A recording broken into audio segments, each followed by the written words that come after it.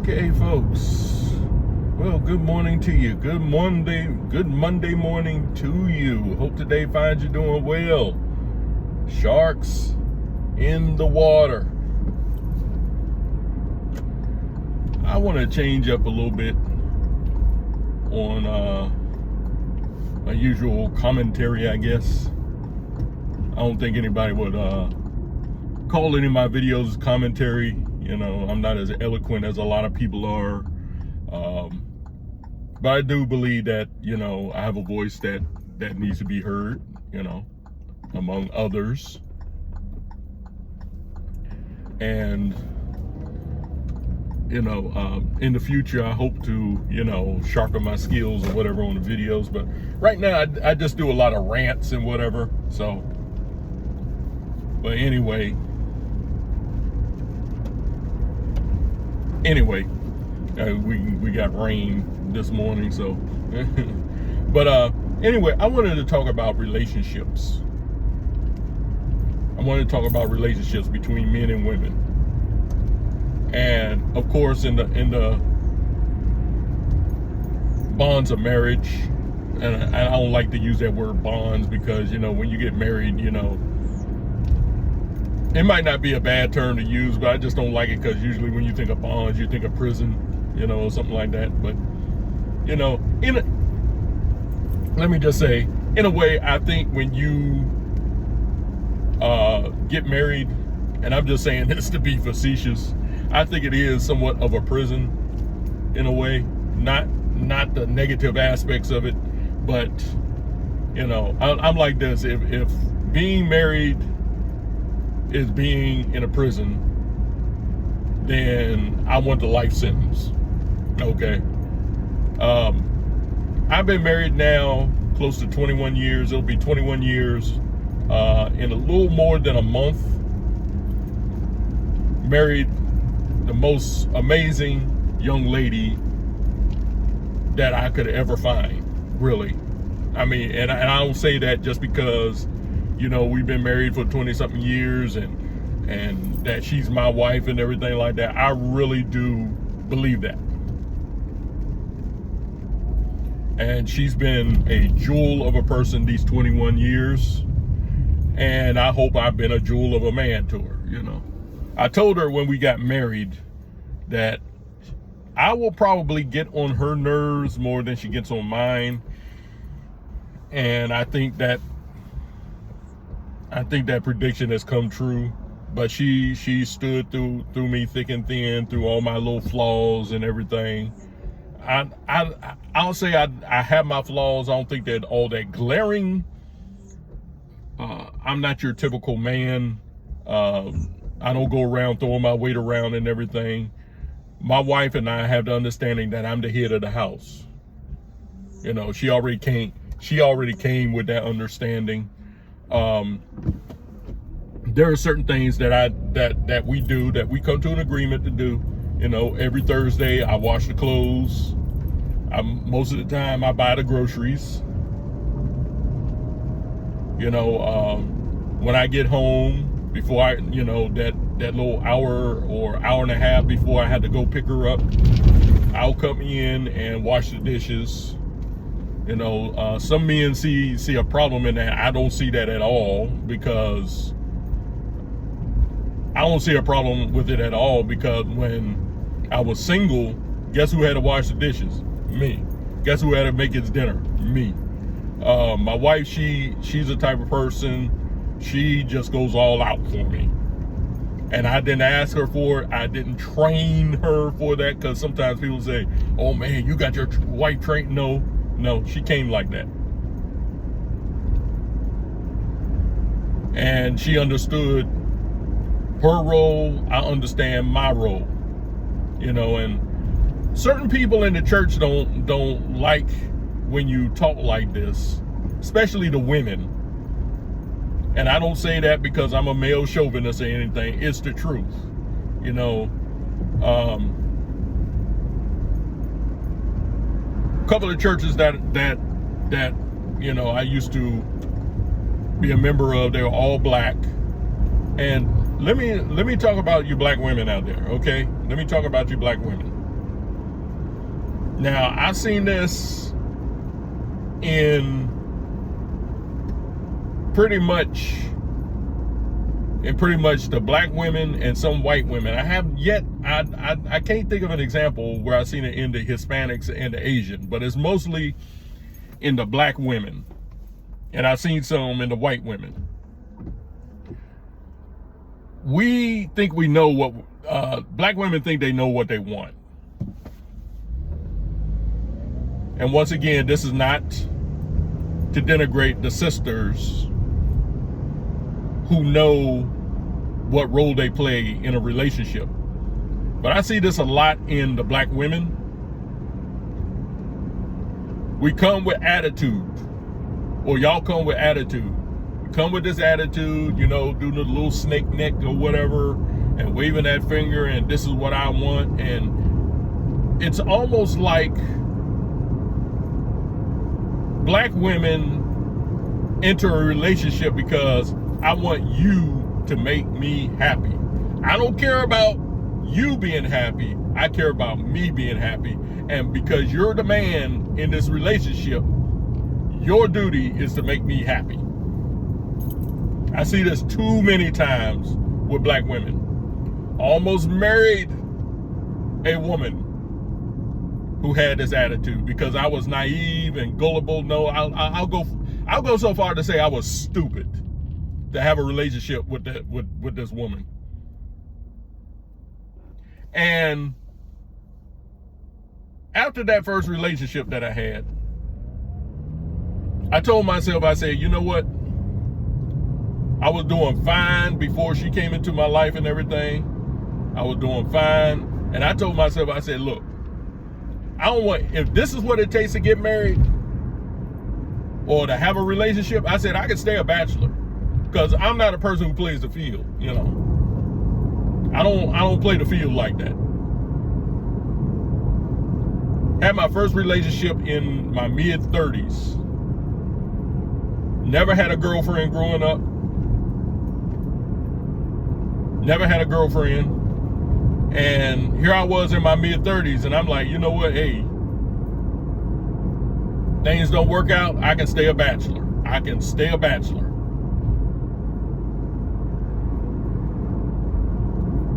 So some friends got together and they said, hey, Vincent, we know this other girl.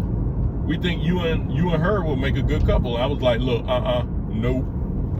I said, I've been through that. I am not going through that again.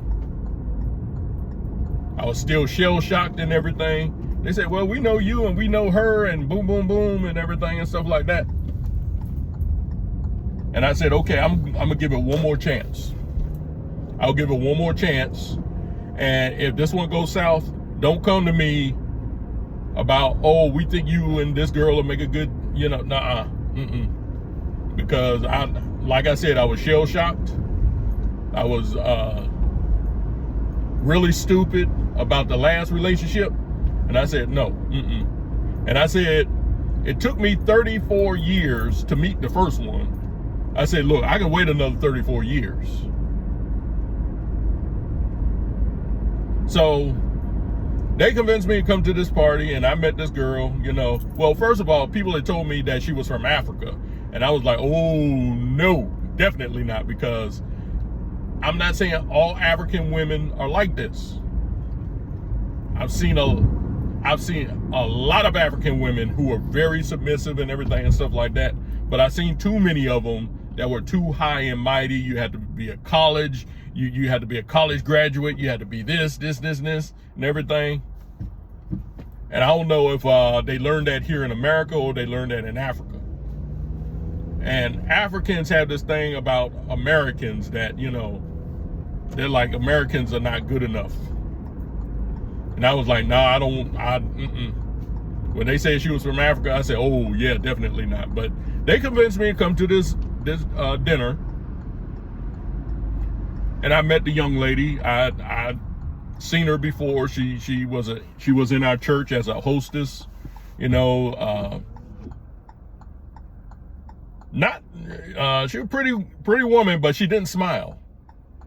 And I was like, is that the young lady they talking about, you know, whatever, and found out that she was. I'd never seen her before.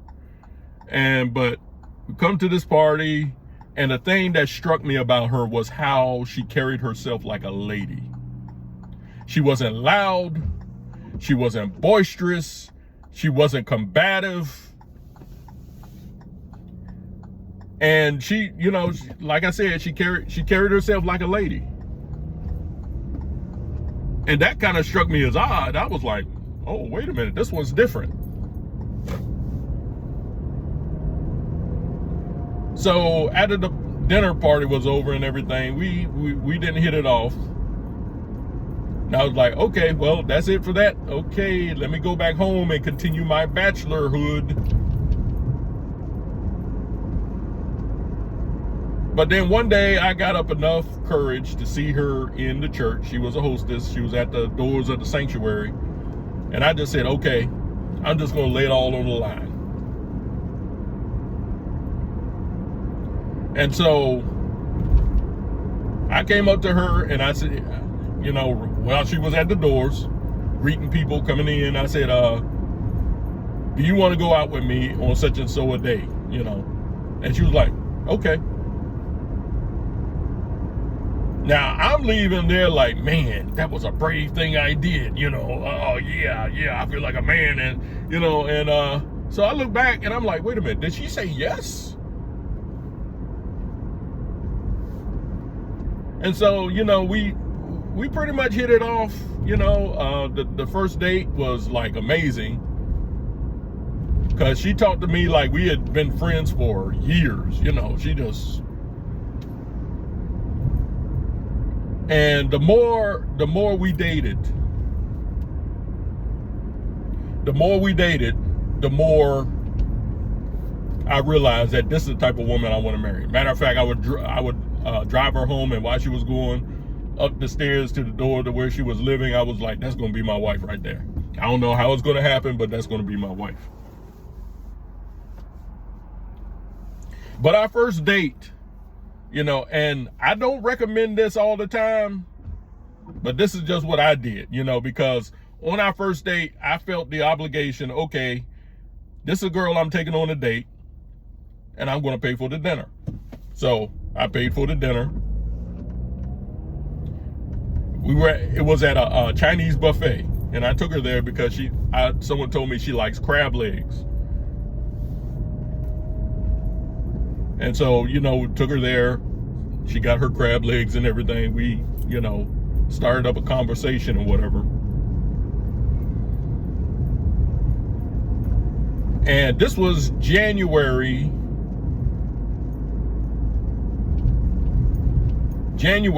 of 2004. Matter of fact, it was January the 4th of 2004. And I remember that day because I noted how warm it was here in Durham, North Carolina on that day. It was fairly warm. We stood outside the mall, the local mall, and we stood there for about an hour and a half just talking in front of the movie theater. They used to have a water fountain, a huge fountain in front of the movie theater, and we stood there for about an hour and a half just talking. They don't have that water fountain anymore, which to my chagrin, but I digress.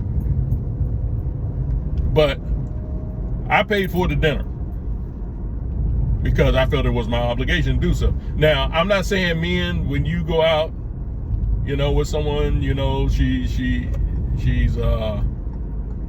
you're pursuing someone or anything, I'm not saying that the first date that you have to pay. But that's how I felt. And not only, I felt like I had to pay every day, which I had no problem because she wasn't all like, you're not going to take me to this restaurant. You're going to take me to a fancy restaurant. You're going to take me here. You're going to take me there and everything. Every time I called her and asked her or out on a date, she'd say yes. And it didn't matter. Buffet, Chinese buffet, whatever. Chinese restaurant, she loved the Chinese restaurants, which I had no problem with because I like Chinese restaurants too. And me, I was still a little shell shocked, and I was really liking this girl. I was really liking this girl. And I was like, okay, I don't want word to get out because I don't want rumors to get started, because, you know, people are starting to see some things going on. People are starting to see some things like, hey, wait a minute, you and Vincent, y'all, what's going on here, you know? And so it got out that, you know, and I never told anybody that. I only told one person, that was my play mother, that I wanted to marry her. And I even asked my play mother, you know, for a catalog, look at some rings and everything. And I was like, I really like this girl. But I didn't know how she felt about me. But word got out, you know, people like, oh, you know, one of her friends came up to me and said, Vincent, do you really like this girl? I was like, yeah, I do. She said, well, Vincent, people are talking. And when I heard that, it just broke me. It really just broke me, because I was like, uh-oh, I don't know why I turned the light out. But it really broke me. And matter of fact, it was Valentine's Day of that year, 2004.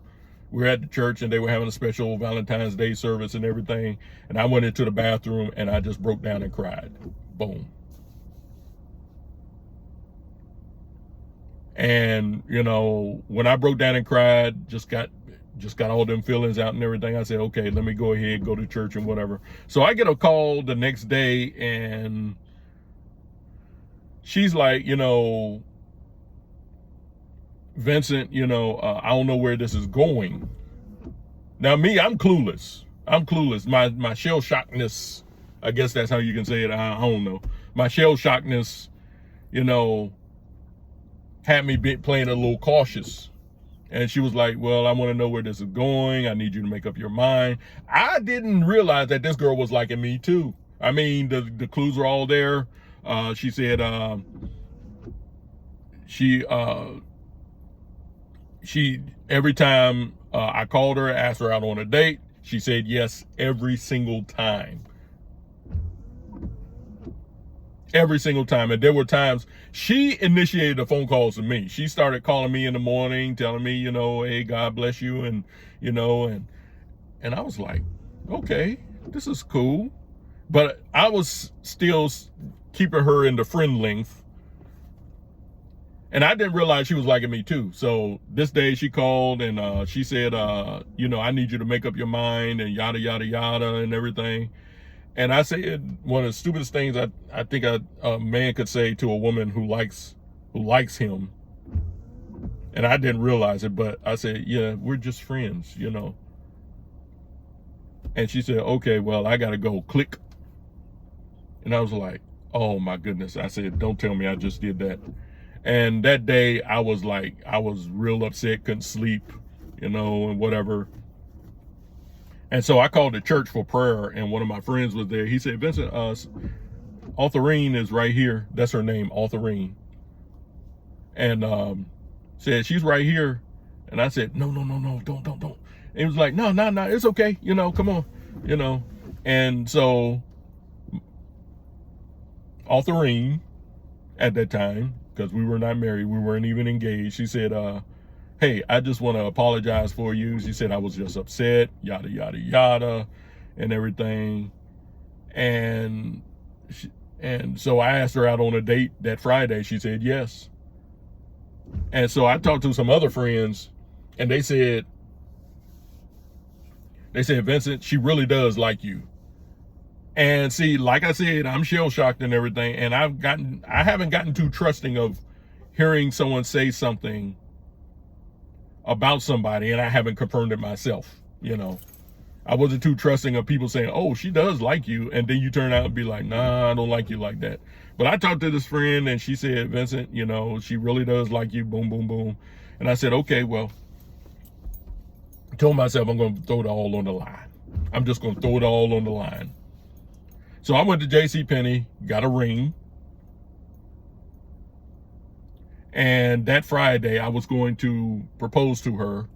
We were supposed to be at a banquet, athletics banquet, and she came to my table, sat down or whatever, and I looked around. I said, "Nah, I can't do it here. I can't propose here. It's too many people."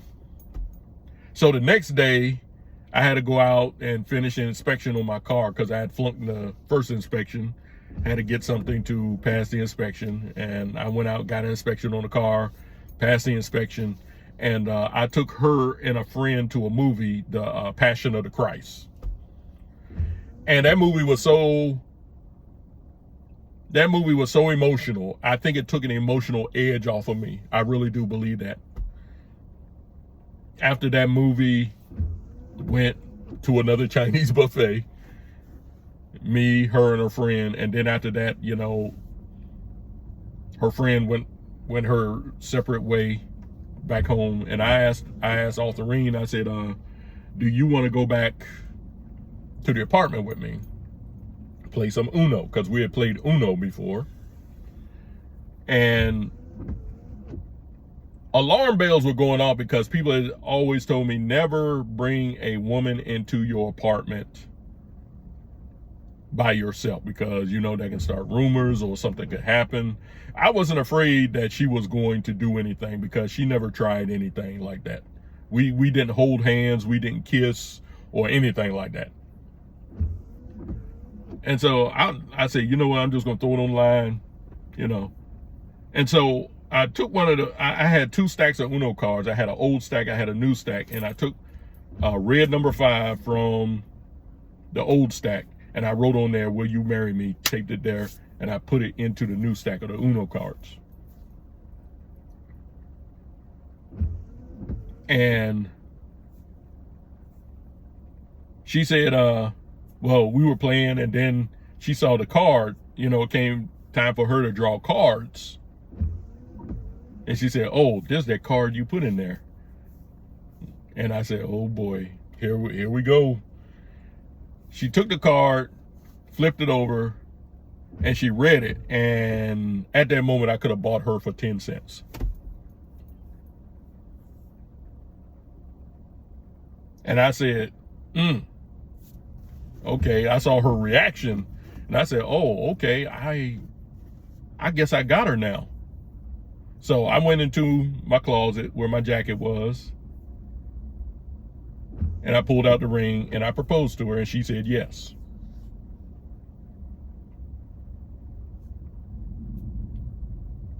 And I was like, wow, okay.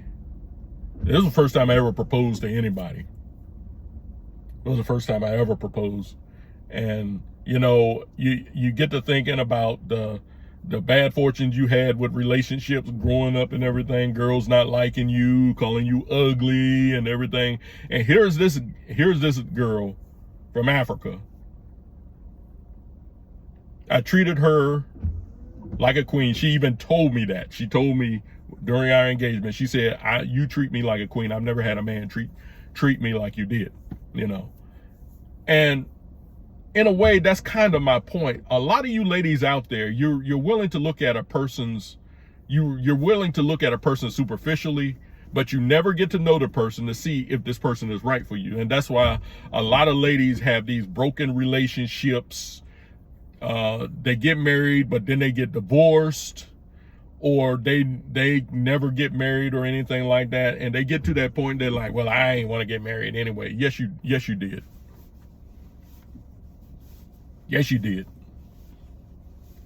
But that's the problem with a lot of ladies. They want you to look like Denzel Washington or Blair Underwood. And see, they can't get past the superficiality to get to the real person underneath.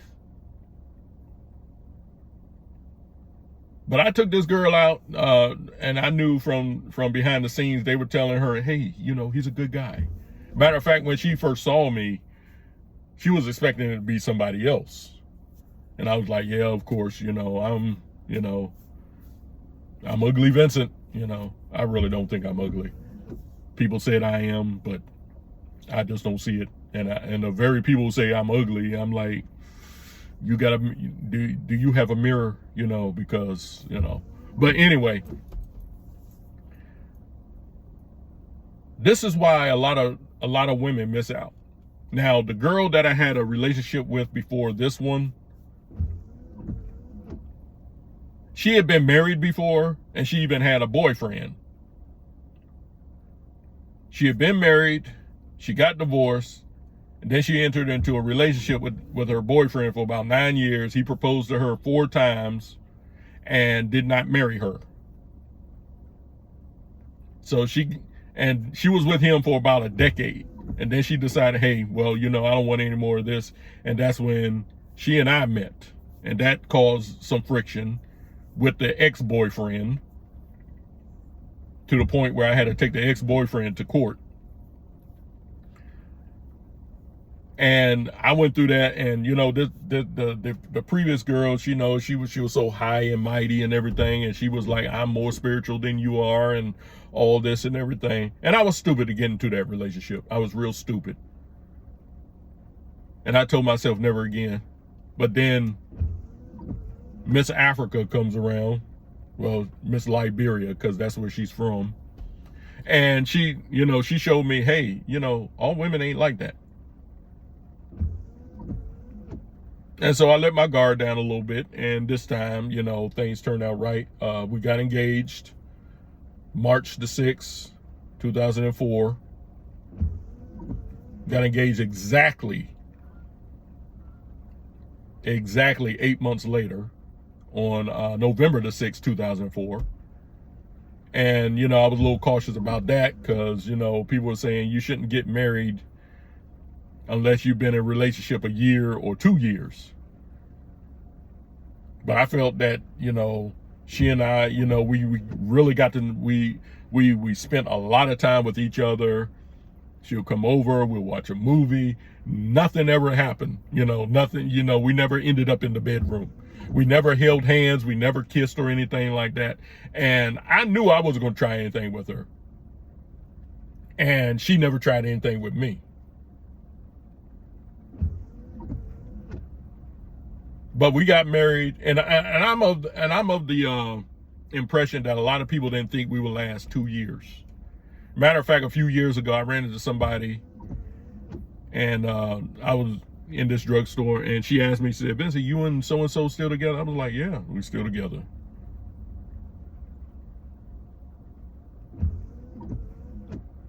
But here it is, 21 years later, almost, and we are still together. Relationship as strong as ever. And this is my message to a lot of you women out there, especially the black women.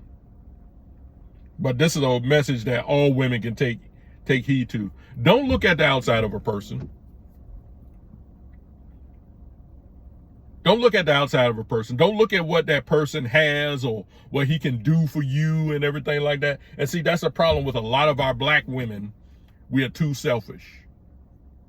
I've seen videos of men taking their date to the Cheesecake Factory, and they don't. Cheesecake Factory. I saw one girl, she was like, shoot, I'm a beautiful woman. You can take me somewhere better than the Cheesecake Factory. Like the man is supposed to automatically know that you want to go to a restaurant other than the Cheesecake Factory. And my wife saw that video, and she was like, what is wrong with the Cheesecake Factory? I'm like, yeah, exactly. Because usually I go to the Cheesecake Factory. That's a treat. That's like, I'm going to a high-end restaurant. Cheesecake Factory, Firebirds, PF Chang's, places like that. To me, that's like upper level. But a lot of you ladies out there, you're too caught up in yourself. It's almost like you're saying, hey, I'm in this relationship so you can make me happy. I don't care about you being happy. I just care about me being happy. Folks, getting married is a 50-50 type of thing. You give and take. Of course, the man is the head of the house. Don't get me wrong. The man is the head of the house. But what are you willing to put into the marriage instead of just take? And see, that's what I see in a lot of these ladies. They just want to take. They just want to take. They just want to take. But they don't want to contribute anything to the marriage. And that's why a lot of these marriages end up short term. I know the marriages, people get married and, you know, they had this big wedding. They can't even stay married for 5 years.